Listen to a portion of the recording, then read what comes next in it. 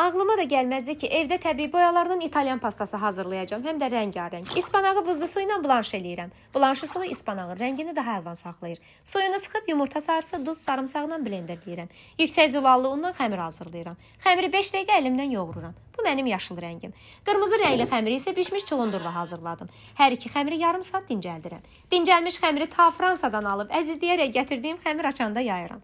Çulundurlu xəmiri spagetti başlığından keçirdib, yaşıl üzərində qırmızı zolaqlar elədim. Təsəvvür eləmərsiniz ki, işlədikcə dincəldim bu etapda.